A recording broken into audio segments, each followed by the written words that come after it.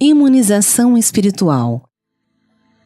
Se te decides efetivamente a imunizar o coração contra as influências do mal, é necessário te convenças que todo minuto é chamamento de Deus à nossa melhoria e renovação, que toda pessoa se reveste de importância particular em nosso caminho, que o melhor processo de receber auxílio é auxiliar em favor de alguém, que a paciência é o principal ingrediente na solução de qualquer problema, que sem amor não há base firme nas construções espirituais, que o tempo gasto em queixa é furtado ao trabalho, que desprezar a simpatia dos outros em nossa tarefa é o mesmo que pretender semear um campo sem cogitar de lavrá-lo, que não existem pessoas perversas, e sim criaturas doentes, a nos requisitarem amparo e compaixão, que o ressentimento é sempre foco de enfermidade e desequilíbrio, que ninguém sabe sem aprender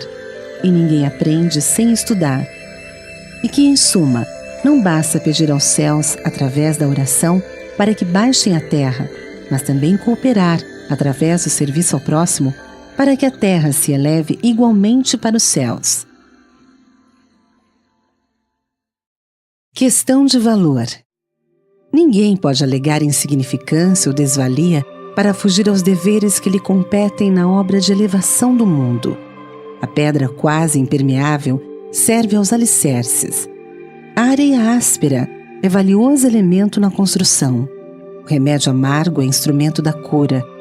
O mal de agora pode ser simplesmente um véu de sombra ocultando o bem de amanhã. Há pessoas que se confessam inaptas ou imperfeitas para qualquer serviço do Evangelho. Entretanto, apenas se esquecem de que a direção entre os filhos da fé não pertence à vontade humana. O bloco de mármore perdido no matagal é simples calhau sem valor, mas nas mãos do artista é a fonte de que sairá a obra-prima. Uma enxada ou abandono é traste inútil, mas nos braços do bom lavrador é precioso instrumento do nosso pão. O pântano em si é pestilência e ruína, mas se recebe a assistência do pomicultor, dá lugar a vegetais que nos enriquecem a vida. Um fio de cobre perdido na via pública é resíduo destinado à lata de lixo, mas se for ligado entre a usina e a lâmpada, é o condutor imponente da luz e da energia que sustenta o progresso. Se contarmos exclusivamente conosco, na realidade somos meros átomos pensantes. Mas se aceitarmos a direção de Jesus para a nossa vida, a nossa experiência será indubitavelmente rica de bênçãos do Divino Mestre. Pelo nosso passado, somos simples sombras. Mas se o nosso presente procura imantar-se com o Cristo, nossa bússola indicará os horizontes da verdadeira luz em nosso favor. Não te consideres tão somente pelo que és. Vejamo-nos em companhia do Cristo para que o Cristo esteja em nós. O zero à esquerda do número será sempre nada, mas à direita do algarismo é valor substancial em ascensão crescente para o infinito.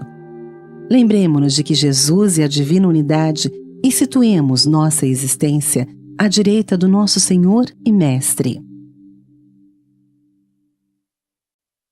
Tesouros.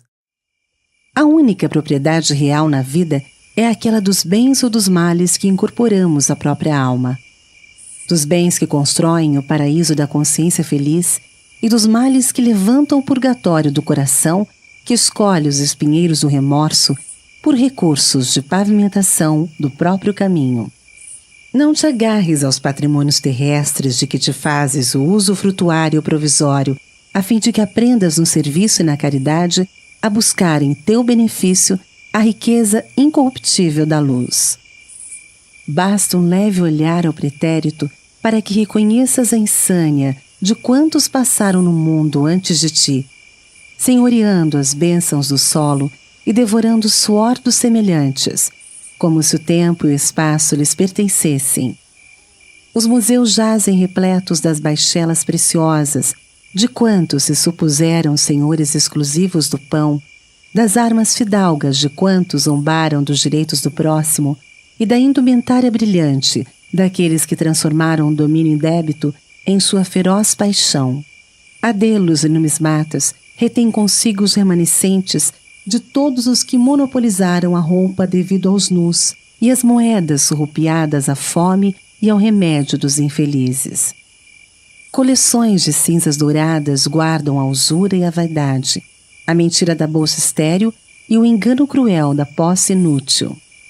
Aproveita desse modo a tua hora no corpo denso e faze circular os valores da bondade no vintém que possa nutrir a paz e o reconforto, imprescindíveis ao companheiro da retaguarda com aflições maiores que as tuas. Recorda que se o onzenário e o egoísta retiram o azinhavre e a solidão da sombra que se afeiçoam, a alma fraterna e amiga extrai a esperança e a paz da claridade que veicula. A cobiça junta a prata e o ouro da terra, como quem amontoa pedras incendiadas sobre a própria cobiça. Mas a fé que se consagra a Jesus, em se devotando à alegria e à felicidade dos outros, amealha para si mesma, hoje e sempre, os tesouros imperecíveis do céu. Aprendamos a dividir. Aprendamos a dividir a própria felicidade para que a felicidade dos outros se multiplique. Observemos a natureza. O sol divide com a terra os seus raios de amor, e a terra lhe entesoura energia em favor do progresso das criaturas. A fonte divide as águas, auxiliando a vegetação que mais tarde a protege. A árvore divide os frutos com os homens, e os homens lhe estendem a espécie através do espaço e do tempo. As flores dividem o próprio néctar com as abelhas, e as abelhas lhes garantem abençoada fecundação. Tuas horas e tuas forças, conhecimentos e recursos, quaisquer que sejam, são concessões de todo compassivo em tuas mãos, que podes repartir com o próximo a benefício de ti mesmo. Auxiliar alguém é fazer o investimento da verdadeira alegria, e toda alegria no exercício do bem é dom de vida e luz, que nos aproxima de Deus. Aprendamos a dividir os depósitos do Senhor enquanto é hoje, a fim de que o amparo divino mais intensamente nos envolva, enriquecendo-nos o espírito, para que venhamos a receber com os outros e pelos outros a nossa perfeita felicidade amanhã. Vida. Aprende a pensar em termos de eternidade para que o internato no corpo físico não te empane a visão da vida. Uma existência na Terra constitui precioso, mas breve aprendizado em que, sob a ficha de certo reduto familiar, conquistas o privilégio de avançar para adiante nas sendas evolutivas, ou a permissão de recapitular as próprias experiências. Não te esqueças, porém, de que a morte se incumbirá de interromper-te o usufruto das regalias humanas, na aferição dos valores ou dos prejuízos que hajas angariado em favor ou desfavor de ti próprio, a fim de que não percas a necessária renovação para o grande amanhã. A severa ciência terrena que herdaste em função da genética, os caracteres dos próprios antepassados, próximos ou longínquos. Entretanto, no fundo, não recolhes dos outros a riqueza das qualidades nobres ou o fardo dos sofrimentos, mas sim de ti mesmo, das próprias obras semeadas, vividas e revividas, de vez que somos quase sempre, na ribalta do mundo, os mesmos intérpretes do drama redentor, guardando conosco as bênçãos ou as dores que amealhamos dentro da luta, embora ostentando máscaras diferentes. Hoje pagamos dívidas de ontem, mas é possível venhamos a solver amanhã compromissos pesados que deixamos em distante pretérito, exigindo-nos atenção. Recebe a aflição e a dificuldade, aliviando as aflições e as dificuldades alheias. Pede auxílio, auxiliando. Roga o socorro do céu, socorrendo aos que te rodeiam na terra, porque entre os panos do berço e os panos do túmulo, desfrutas simplesmente um dia curto no tempo ilimitado, dentro da vida imperecível, baseada na justiça perfeita e no amor sem fim.